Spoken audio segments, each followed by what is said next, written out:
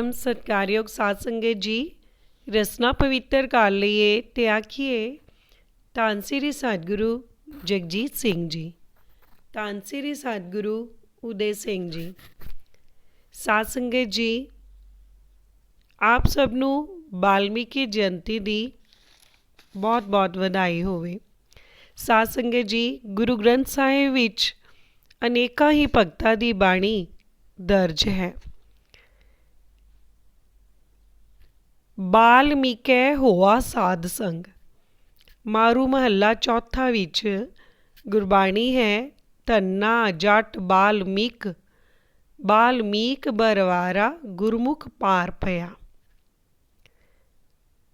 ਇਹਦੇ ਪ੍ਰਥਾਏ कथा है, वाल्मीकि जी ਦਾ जन्म ਭ੍ਰਿੰਗ ਵੰਸ਼ ਵਿੱਚ ਹੋਇਆ ਸੀ। ਇਹ ਪ੍ਰਚੇਤਾ ਖਾਨਦਾਨ ਦੇ ਰਤਨ ਹੋਏ ਹਨ। ਇਹਨਾਂ ਦੇ ਹੋਣ ਦਾ ਸਮਾਂ ਤ੍ਰੇਤਾ ਯੁੱਗ ਦਾ ਸ਼ੁਰੂ ਸਮਾਂ ਕਿਹਾ ਜਾਂਦਾ ਹੈ, ਪਰ ਕਿਸੇ ਕਾਰਨਵਸ ਭੀਲਾਂ ਦੇ ਘਰ ਵਿੱਚ ਪਲੇ ਤੇ ਜਵਾਨ ਹੋਏ। ਇਹਨਾਂ ਦਾ ਵਿਆਹ ਵੀ ਭੀਲ ਲੜਕੀ ਨਾਲ ਹੋਇਆ। ਥੋੜ੍ਹੇ ਚਿਰ ਵਿੱਚ ਹੀ ਪੁੱਤਰਾਂ ਧੀਆਂ ਵਾਲੇ ਹੋ ਗਏ। ਇਹਨਾਂ ਦੀ ਪਾਲਣਾ ਕਰਨ ਵਾਲੇ ਭੀਲ ਮਾਤਾ ਪਿਤਾ ਬੁੱਢੇ ਹੋ ਗਏ। ਇਸ ਕਰਕੇ ਸਾਰਿਆਂ ਦੀ ਪਾਲਣਾ ਪੋਖਣਾ ਇਹੋ ਹੀ ਕਰਦੇ ਸਨ। ਤਾੜਾ ਡਕੈਤੀ ਭੀਲ ਜਾਤੀ ਦਾ ਪੇਸ਼ਾ ਹੈ। ਇਹ ਵੀ ਸੁਭਾਵਿਕ ਹੀ ਉਸ ਕੰਮ ਵਿੱਚ ਜੁਟ ਗਏ। ਰਾਹ ਵਿੱਚ ਬੈਠੇ ਰਹਿੰਦੇ ਅਤੇ ਆਉਂਦੇ ਜਾਂਦੇ ਰਾਹੀਆਂ ਦੇ ਕੱਪੜੇ ਲਾ ਕੇ ਜੋ ਕੁਝ ਉਸ ਕੋਲ ਹੁੰਦਾ ਲੁੱਟ ਖੋਹ ਕੇ ਘਰ ਲੈ ਜਾਂਦੇ।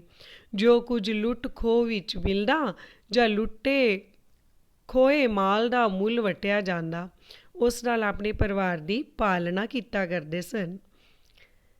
ਜੇ ਰੱਬ ਕਾਰਜ ਕੀਤਾ ਲੋੜੇ, ਸਹਿਆਂ ਸਬੱਬਾਂ ਦੇ ਪਲ ਵਿੱਚ ਜੋੜੇ। ਰੱਬ ਨੇ ਸਬੱਬ ਜੋੜਿਆ, ਵਾਲਮੀਕ ਦੇ ਭਾਗ ਜਾਗੇ। ਜਿਸ ਰਾਹ ਵਿੱਚ ਵਾਲਮੀਕ ਬੈਠਾ ਸੀ, ਉਸੇ ਰਾਹ ਤੋਂ 7 ਰਿਸ਼ੀ ਲੰਘੇ। ਵਾਲਮੀਕੀ ਨੇ ਉਹਨਾਂ ਨੂੰ ਰੋਕ ਲਿਆ। ਸੰਤ ਖੜੇ ਹੋ ਗਏ। ਇਸ ਨੇ ਕੋਲ ਜਾ ਕੇ ਕਿਹਾ, ਸਾਧੋ, ਜੋ ਕੁਝ ਤੁਹਾਡੇ ਕੋਲ ਹੈ ਇੱਥੇ ਰੱਖ ਦਿਓ ਅਤੇ ਆਪਣੇ ਸਿਰ ਨੀਵੇਂ ਕਰਕੇ ਮੇਰੇ ਕੁਹਾੜੇ ਦੇ ਵਾਰ ਨੂੰ ਚੱਲੋ। ਰੀਖੀਆਂ ਨੇ ਕਿਹਾ, ਹੇ ਭਲੇ ਲੋਕਾਂ, ਸਾਡੇ ਕੋਲ ਤਾਂ ਤੁੰਬੀ ਲੰਗੋਟੀ ਤੇ ਜਿਹੜੀ ਤੋਂ ਬਿਨਾਂ ਹੋਰ ਕੁਝ ਹੈ ਨਹੀਂ ਅਤੇ ਇਹ ਚੀਜ਼ਾਂ ਤੇਰੇ ਕਿਸੇ ਕੰਮ ਵੀ ਨਹੀਂ ਹਨ। ਭਲਾ ਜੇ ਤੂੰ ਇਹਨਾਂ ਨੂੰ ਲੈਣਾ ਹੀ ਹੈ ਤਾਂ ਅਸੀਂ ਤੈਨੂੰ ਆਪੇ ਹੀ ਖੁਸ਼ੀ ਨਾਲ ਦੇ ਦਿੰਦੇ ਹਾਂ। ਫਿਰ ਤੂੰ ਸਾਨੂੰ ਮਾਰ ਕੇ ਆਪਣੇ ਸਿਰ ਉੱਤੇ ਹੱਤਿਆ ਕਿਉਂ ਲੈਂਦਾ ਹੈ? ਵਾਲਮੀਕੀ ਨੇ ਕਿਹਾ, ਮੇਰਾ ਪ੍ਰਾਣ ਹੈ ਕਿ ਜੋ ਵੀ ਬੰਦਾ ਮੇਰੀਆਂ ਅੱਖਾਂ ਅੱਗੋਂ ਲੰਘੇਗਾ ਅਤੇ ਜਿਸ ਨੂੰ ਮੈਂ ਵੇਖ ਲਵਾਂਗਾ ਉਸ ਨੂੰ ਜ਼ਰੂਰ ਮਾਰ ਸੁੱਟਾਂਗਾ, ਭਾਵੇਂ ਉਸ ਕੋਲ ਕੁਝ ਹੋਵੇ ਤੇ ਭਾਵੇਂ ਨਾ ਹੋਵੇ। ਉਸ ਦੇ ਇਹਨਾਂ ਬਚਨਾਂ ਨੂੰ ਸੁਣ ਕੇ ਰੀਖੀਆਂ ਨੇ ਸਿਰ ਝੁਕਾ ਦਿੱਤੇ। ਵਾਲਮੀਕੀ ਮਾਰਨ ਲਈ ਤਿਆਰ ਹੋ ਗਿਆ। ਕੁਹਾੜਾ ਮੋਢੇ ਤੇ ਰੱਖਿਆ, ਪਰ ਹੌਸਲਾ ਨਹੀਂ ਪੈਂਦਾ ਕਿ ਮਾਰੇ। ਮਨ ਨੇ ਬੜੀ ਵਾਹ ਲਾਈ, ਹੱਥ ਉੱਚੇ ਹੋਏ, ਕੁਹਾੜਾ ਮੋਢੇ ਤੋਂ ਚੁੱਕ ਲਿਆ, ਪਰ ਵਾਰ ਕਰਨ ਦਾ ਹੀਆ ਹੀ ਨਾ ਪਿਆ। ਕਿੰਨਾ ਚਿਰ ਤਾਂ ਰੀਖੀ ਸਿਰ ਨੀਵਾਂ ਕਰਕੇ ਖੜੇ ਰਹੇ, ਪਰ ਜਦ ਵਾਲਮੀਕੀ ਨਿੰਮੋ ਝੁਣਾ ਜਿਹਾ ਹੋ ਕੇ ਖਲੋ ਗਿਆ ਤਾਂ ਉਹਨਾਂ ਨੇ ਪੁੱਛਿਆ, ਕਿਉਂ ਭਾਈ, ਹੁਣ ਤੂੰ ਸਾਨੂੰ ਮਾਰਦਾ ਕਿਉਂ ਨਹੀਂ? ਵਾਲਮੀਕੀ ਨੇ ਕਿਹਾ, ਪਤਾ ਨਹੀਂ ਅੱਜ ਮੇਰੇ ਮਨ ਨੂੰ ਕੀ ਹੋ ਗਿਆ ਹੈ। ਤੁਹਾਡਾ ਦਰਸ਼ਨ ਵੇਖਦਿਆਂ ਹੀ ਮੇਰਾ ਮਨ ਹੋਰ ਦਾ ਹੋਰ ਹੋ ਗਿਆ ਹੈ।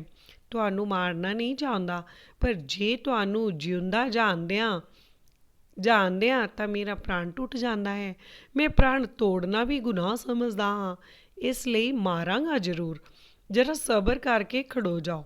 ਸੰਤਾਂ ਨੇ ਪੁੱਛਿਆ, ਤੂੰ ਅਜਿਹਾ ਉਗਰ ਪਾਪ ਰੂਪ ਪ੍ਰਾਣ ਕਿਉਂ ਕੀਤਾ? ਵਾਲਮੀਕੀ ਨੇ ਉੱਤਰ ਦਿੱਤਾ, ਇੱਕ ਦਿਨ ਮੈਂ ਇੱਕ ਆਦਮੀ ਨੂੰ ਮਾਰ ਕੇ ਉਸ ਦੇ ਕੱਪੜੇ ਫਰੋਲੇ ਤਾਂ ਉਸ ਦੇ ਖਿੱਸੇ ਵਿੱਚੋਂ ਇੱਕ ਧੇਲੇ ਦੀਆਂ ਕੌਡਾਂ ਤੋਂ ਛੁੱਟ ਹੋਰ ਕੁਝ ਨਾ ਨਿਕਲਿਆ। ਕੱਪੜੇ ਵੀ ਕੋਈ ਚੰਗੇ ਨਹੀਂ ਸਨ, ਉਹ ਵੀ ਮੇਰੇ ਕਿਸੇ ਕੰਮ ਨਾ ਆਏ।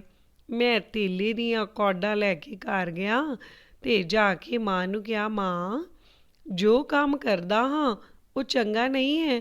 ਵੇਖ, ਅੱਜ ਮੈਂ ਇੱਕ ਖੂਨ ਕੀਤਾ ਹੈ ਤੇ ਖੂਨ ਕਰਨ ਦੇ ਬਦਲੇ ਵਿੱਚ ਮੈਨੂੰ ਇੱਕ ਧੇਲਾ ਮਿਲਿਆ ਹੈ। ਅੱਜ ਤੋਂ ਬਾਅਦ ਮੈਂ ਇਹ ਕੰਮ ਨਹੀਂ ਕਰਾਂਗਾ ਅਤੇ ਹੋਰ ਕੋਈ ਮਿਹਨਤ ਮਜ਼ਦੂਰੀ ਕਰ ਲਵਾਂਗਾ। ਮੇਰੇ ਪਾਸੋਂ ਇਹ ਸੁਣ ਕੇ ਮੇਰੀ ਮਾਂ ਧੇਲੇ ਦੀਆਂ ਕੌਡਾਂ ਲੈ ਕੇ ਬਾਜ਼ਾਰ ਚਲੀ ਗਈ ਅਤੇ ਮੱਛੀ ਮਾਰ ਪਾਸੋਂ ਧੇਲੇ ਦੇ ਪੁੰਗਰੇ ਲੈ ਆਈ ਅਤੇ ਕਹਿਣ ਲੱਗੀ, ਵੇਖ ਬੱਚਾ, ਤੂੰ ਤਾਂ ਧੇਲੇ ਵਾਸਤੇ ਇੱਕ ਖੂਨ ਕੀਤਾ ਹੈ ਨਾ, ਪਰ ਇਸ ਮੱਛੀ ਮਾਰ ਨੇ ਇੱਕ ਧੇਲੇ ਵਾਸਤੇ ਕਿੰਨੇ ਹੀ ਖੂਨ ਕੀਤੇ ਹਨ।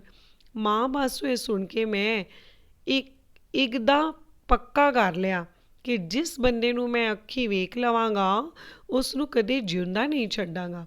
ਬਸ ਉਸ ਦਿਨ ਤੋਂ ਮੇਰਾ ਰੋਜ਼ ਦਾ ਇਹੋ ਹੀ ਕੰਮ ਹੈ। ਪਰ ਪਤਾ ਨਹੀਂ ਅੱਜ ਤੁਹਾਨੂੰ ਮਾਰਨ ਵੱਲੋਂ ਮੈਂ ਕਿਉਂ ਝਿਜਕਦਾ ਹਾਂ। ਰਿਕੀਆ ਨੇ ਕਿਹਾ, ਪਰ ਭਾਈ ਤੂੰ ਕਦੇ ਐਵੇਂ ਸੋਚਿਆ ਹੈ ਕਿ ਪਾਪਾ ਦਾ ਫਲ ਭੋਗਣਾ ਹੀ ਪਏਗਾ ਅਤੇ ਕੀਤੇ ਹੋਏ ਕਰਮਾਂ ਦਾ ਲੇਖਾ ਦੇਣਾ ਹੀ ਪਏਗਾ। ਜਮਰਾਜਾਂ ਦੇ ਦੂਤ ਆ ਕੇ ਫੜ ਲਿਜਾਣਗੇ ਤੇ ਪੁੱਛਣਗੇ ਤੂੰ ਕੀ ਖੱਟਿਆ ਤੇ ਕੀ ਗਵਾਇਆ ਹੈ। ਛੇਤੀ ਚੱਲ, ਧਰਮ ਰਾਜਾ ਜੀ ਨੇ ਸੱਦਿਆ ਹੈ। ਉਸ ਵੇਲੇ ਤੂੰ ਕੀ ਜਵਾਬ ਦੇਵੇਂਗਾ? ਉਹ ਪਾਪੀਆ, ਉਸ ਵੇਲੇ ਇਹਨਾਂ ਸਬੰਧੀਆਂ ਵਿੱਚੋਂ ਤੇਰਾ ਕੋਈ ਵੀ ਸਾਥੀ ਨਹੀਂ ਹੋਵੇਗਾ। ਇਹ ਸੁਣ ਕੇ ਬਾਲਮੀਕੀ ਨੇ ਕਿਹਾ, ਮੇਰੇ ਸਾਥੀ ਕਿਉਂ ਨਾ ਹੋਣਗੇ? ਹੁਣ ਜਦ ਕਦੇ ਮੈਂ ਬਿਮਾਰ ਹੋ ਜਾਂਦਾ ਹਾਂ ਤਾਂ ਸਾਰੇ ਮੇਰੇ ਉੱਪਰੋਂ ਜਾਨਾਂ ਕੁਰਬਾਨ ਕਰਨ ਨੂੰ ਤਿਆਰ ਹੁੰਦੇ ਹਨ। ਇੱਕ ਵੇਰਾ ਰਾਜੇ ਦੇ ਸਿਪਾਹੀ ਮੈਨੂੰ ਫੜ ਕੇ ਲੈ ਚੱਲੇ ਸਨ। ਉਸ ਵੇਲੇ ਮੇਰੇ ਸੰਬੰਧੀਆਂ ਨੇ ਉਹਨਾਂ ਨੂੰ ਕੁਝ ਦੇ ਦਿਵਾ ਕੇ ਮੈਨੂੰ ਉਹਨਾਂ ਪਾਸੋਂ ਛੁਡਵਾ ਲਿਆ ਸੀ। ਮੈਨੂੰ ਭਰੋਸਾ ਹੈ ਕਿ ਜਦ ਕਦੇ ਮੈਨੂੰ ਕੋਈ ਮੁਸੀਬਤ ਪਏਗੀ ਤਾਂ ਸਾਰੇ ਸੰਬੰਧੀ ਮੇਰੀ ਸਹਾਇਤਾ ਕਰਨਗੇ। ਸੰਤਾਂ ਨੇ ਕਿਹਾ, ਓਏ ਭੋਲਿਆ, ਭੁੱਲਾ ਨਾ ਫਿਰ ਜਾ ਕੇ ਪੁੱਛਦਾ। ਬਾਲਮੀਕੀ ਨੇ ਕਿਹਾ, ਮੈਂ ਸਮਝਦਾ ਹਾਂ ਤੁਸੀਂ ਮੈਨੂੰ ਘਰ ਭੇਜ ਕੇ ਆਪ ਨੱਸ ਜਾਣਾ ਚਾਹੁੰਦੇ ਹੋ। ਮੈਂ ਤੁਹਾਨੂੰ ਕਦੇ ਜਿਉਂਦਾ ਨਹੀਂ ਜਾਣ ਦੇਵਾਂਗਾ। ਸੰਤਾਂ ਨੇ ਕਿਹਾ, ਨਹੀਂ ਭਾਈ, ਅਸੀਂ ਭੱਜਣਾ ਨਹੀਂ ਚਾਹੁੰਦੇ। ਜੇ ਤੈਨੂੰ ਸਾਡੀ ਜ਼ੁਬਾਨ 'ਤੇ ਇਤਬਾਰ ਨਾ ਹੋਵੇ ਤਾਂ ਸਾਨੂੰ ਇਹਨਾਂ ਦਰਖਤਾਂ ਨਾਲ ਵੱਖੋ ਵੱਖ ਬੰਨ੍ਹ ਜਾਓ, ਘਰੋਂ ਜਾ ਕੇ ਪੁੱਛਾਓ।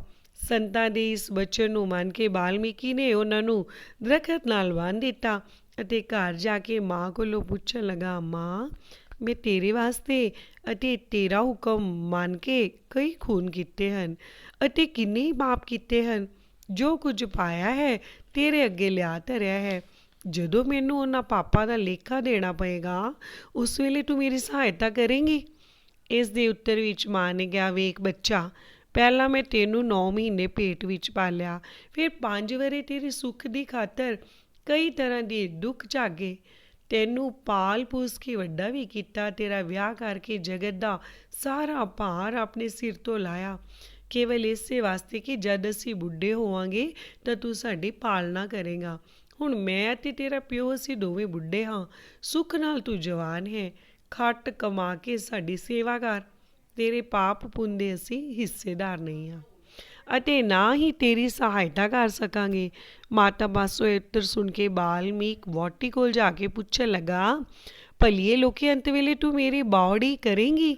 ਉਸਨੇ ਕਿਹਾ, ਝੂਠੀ ਗੱਲ, ਮੇਰੇ ਮਾਪਿਆਂ ਨੇ ਮੈਨੂੰ ਤੁਹਾਡੇ ਲਾੜ ਲਾਇਆ ਹੈ।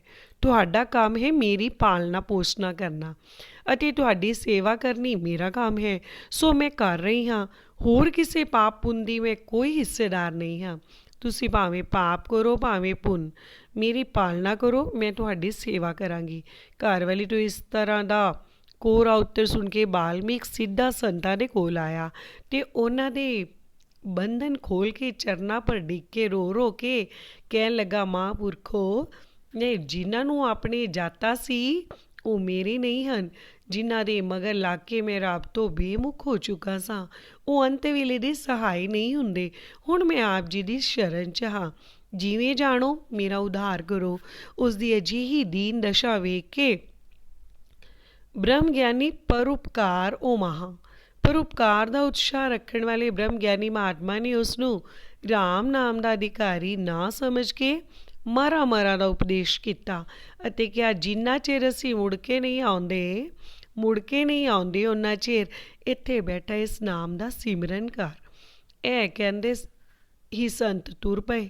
ਸੰਤਾਂ ਦੇ ਬਚਨ ਨਾਲ ਘਾਇਲ ਹੋ ਚੁੱਕੇ ਮਨ ਵਾਲਾ ਬਾਲਮੀਕ ਉੱਥੇ ਬੈਠਾ ਮਰਾਂ ਜਾਪ ਰਿਹਾ ਸੀ। ਇਹੋ ਜਾਪ ਜਪਦਿਆਂ ਮਨ ਸੁੱਧ ਹੋ ਗਿਆ, ਜਿਵੇਂ ਸਾਫ਼ ਸ਼ੀਸ਼ੇ ਵਿੱਚੋਂ ਚਿਹਰਾ ਦਿਸ ਪੈਂਦਾ ਹੈ। ਐਵੇਂ ਨਿਰਮਲ ਮਨ ਨੂੰ ਅਸਲੀ ਜਾਪ ਦੀ ਸੁੱਝ ਆ ਗਈ। ਆਪੇ ਹੀ ਜਮ ਤੇ ਉਲਟ ਪਏ ਹੈ ਰਾਮ। ਮਰਾ ਤੋਂ ਰਾਮ ਹੋ ਗਿਆ। ਹੁਣ ਰਾਮ ਦੀ ਧੁਨੀ ਲੱਗ ਗਈ। ਇਸੇ ਸਿਮਰਨ ਵਿੱਚ ਹੀ ਸਵਾਸ ਨਿਜ ਘਰ ਵਿੱਚ ਜਾ ਪਹੁੰਚੇ ਅਤੇ ਅਖੰਡ ਸਮਾਧੀ ਲੱਗ ਗਈ। ਸਮਾਧੀ ਵਿੱਚ ਹੀ ਕਈ ਹਜ਼ਾਰ ਵਰ੍ਹੇ ਲੰਘ ਗਏ। ਇੰਨੇ ਚਿਰ ਮਗਰੋਂ ਉਹੀ ਮਹਾਤਮਾ ਉਸ ਰਾਹ ਤੋਂ ਲੰਘੇ ਅਤੇ ਉਸ ਧਾੜੇ ਮਾਰਦੀ ਗੱਲ ਚੇਤੇ ਕਰਕੇ ਖਲੋ ਗਏ ਤੇ ਕਹਿਣ ਲੱਗੇ, ਇੱਥੇ ਇੱਕ ਰਾਹ ਮਾਰ ਨੂੰ ਮਰਾ ਦਾ ਉਪਦੇਸ਼ ਦਿੱਤਾ ਸੀ। ਕੀ ਉਹ ਇੱਥੇ ਬੈਠਾ ਹੈ ਜੇ ਚਲਾ ਗਿਆ? ਗੌਰ ਕਰਕੇ ਚਾਰ ਚੁਫੇਰੇ ਨਜ਼ਰ ਦੌੜਾਈ ਤਾਂ ਇੱਕ ਦੀਮਕ ਦੀ ਮਿੱਟੀ ਦੇ ਢੇਰ ਵਿੱਚੋਂ ਰਾਮ ਦੀ ਆਵਾਜ਼ ਸੁਣੀ ਗਈ। ਉਸ ਵੇਲੇ ਮਹਾਂਪੁਰਸ਼ਾਂ ਨੇ ਹਿੰਮਤ ਕਰਕੇ ਮਿੱਟੀ ਦੇ ਢੇਰ ਵਿੱਚੋਂ ਬਾਲਮੀਕ ਨੂੰ ਬਾਹਰ ਕੱਢਿਆ। ਉਸ ਦੀ ਡਸਮ ਦੁਆਰ ਚੜ੍ਹ ਚੁੱਕੇ ਹੋਏ ਪ੍ਰਾਣਾਂ ਨੂੰ ਜੁਗਤੀ ਨਾਲ ਉਤਾਰਿਆ। ਜਦ ਉਸ ਨੂੰ ਆਪਣੇ ਤਨ ਦੀ ਸੂਰਤ ਆਈ ਤਾਂ ਆਪਣੇ ਸਾਹਮਣੇ ਆਪਣੇ ਸੁਧਾਰਕਾਂ ਨੂੰ ਖੜਾ ਵੇਖ ਕੇ ਚਰਨੀ ਡਿੱਗਾ ਅਤੇ ਮਹਾਤਮਾ ਨੇ ਉਸੇ ਵੇਲੇ ਹੀ ਮਿਹਰ ਦੀ ਨਿਗਾਹ ਨਾਲ ਤੱਕ ਕੇ ਨਦਰ ਨਿਹਾਲ ਕਰ ਦਿੱਤਾ। ਬ੍ਰਹਮ ਗਿਆਨ ਨੂੰ ਪ੍ਰਾਪਤ ਕਰਕੇ ਮਹਾਤਮਾ ਤਮਸਾ ਨਦੀ ਦੇ ਕੰਢੇ ਰਹਿੰਦੇ ਸਨ। ਇੱਕ ਵਾਰੀ ਇਹ ਆਪਣੇ ਚੇਲਿਆਂ ਸਣੇ ਨਦੀ ਦੇ ਕੰਢੇ ਉੱਤੇ ਇਸ਼ਨਾਨ ਕਰਨ ਲਈ ਗਏ। ਉੱਥੇ ਚੇਲਿਆਂ ਨੂੰ ਨਦੀ ਦੇ ਕੰਢੇ ਉੱਤੇ ਛੱਡ ਕੇ ਆਪ ਇੱਧਰ ਉੱਧਰ ਫਿਰ ਰਹੇ ਸਨ ਕਿ ਉਸ ਵੇਲੇ ਇੱਕ ਸ਼ਿਕਾਰੀ ਨੇ ਇੱਕ ਕਰੋਂਚ ਪੰਛੀ ਨੂੰ ਮਾਰਿਆ। ਕਰੋਂਚ ਲਹੂ ਲੋਹਾਨ ਹੋ ਗਿਆ ਤੇ ਲਹੂ ਨਾਲ ਲੇਟੂ ਪੇਟੂ ਹੋ ਕੇ ਧਰਤੀ ਪਰ ਡਿੱਗ ਪਿਆ ਤੇ ਕਰੋਂਚੀ ਰੋਣ ਕੁਰਲਾਉਣ ਲੱਗੀ। ਇਹ ਵਾਰਦਾਤ ਦੇਖ ਕੇ ਇਹਨਾਂ ਦੇ ਮੂੰਹ ਇਹ ਬਚਨ ਸੁਤੇ ਹੀ ਨਿਕਲ ਗਿਆ, ਮਾਂ ਨਿਸ਼ਾਦ ਪ੍ਰਤੀਸ਼ਵਤ ਮਗ ਮੱਛਾ ਸਵਤੀ ਸਮਾ। ਇਹ ਵਾਕ ਸੁੰਦਰ ਅੱਖਰਾਂ ਦਾ ਜੋੜ ਅਨੁਪਸਥ ਛੰਦ ਬਣ ਗਿਆ, ਜੋ ਮੁਨੀ ਨੂੰ ਅਜਿਹਾ ਚੰਗਾ ਲੱਗਾ ਕਿ ਉਹਨਾਂ ਨੇ ਸਾਰੀ ਰਾਮਾਇਣ ਨੂੰ ਇਸੇ ਹੀ ਛੰਦ ਵਿੱਚ ਉਚਾਰਨ ਕੀਤਾ। ਸਭ ਤੋਂ ਪਹਿਲਾਂ ਛੰਦ ਰਚਨਾ ਇਹਨਾਂ ਨੇ ਹੀ ਕੀਤੀ ਹੈ, ਇਸੇ ਲਈ ਇਹਨਾਂ ਦਾ ਨਾਮ ਆਦਿ ਕਵੀ ਵੀ ਕਿਹਾ ਜਾਂਦਾ ਹੈ। ਇਸੇ ਮਹਾਪੁਰਸ਼ ਦੇ ਆਸ਼ਰਮ ਤੇ ਹੀ ਸੀਤਾ ਜੀ ਨੂੰ ਬਨੋਵਾਸ ਮਿਲਿਆ ਸੀ। ਇਸੇ ਬਾਲਮੀਕ ਦੇ ਆਸ਼ਰਮ ਤੇ ਹੀ ਲਵਕੁਸ਼ ਦਾ ਜਨਮ ਹੋਇਆ ਸੀ ਅਤੇ ਉਹਨਾਂ ਦੋਹਾਂ ਭਰਾਵਾਂ ਨੇ ਇਹਨਾਂ ਮਹਾਤਮਾ ਦੇ ਚਰਨਾਂ ਵਿੱਚ ਰਹਿ ਕੇ ਹੀ ਸਭ ਤਰ੍ਹਾਂ ਦੀ ਵਿੱਦਿਆ ਪ੍ਰਾਪਤ ਕੀਤੀ ਸੀ।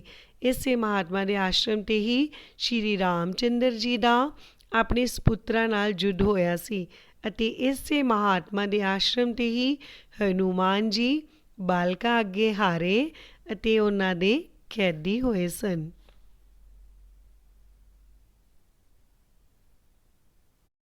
ਸ਼੍ਰੀ ਗੁਰੂ ਗੋਬਿੰਦ ਸਿੰਘ ਜੀ ਮਹਾਰਾਜ ਨੇ 24 ਅਵਤਾਰਾਂ ਦੀ ਕਥਾ ਵਿੱਚ ਬਾਲਮੀਕੀ ਜੀ ਨੂੰ ਉਪ ਅਵਤਾਰਾਂ ਦੇ ਵਿੱਚ ਬ੍ਰਹਮਾ ਦਾ ਪਹਿਲਾ ਅਵਤਾਰ ਲਿਖਿਆ ਹੈ।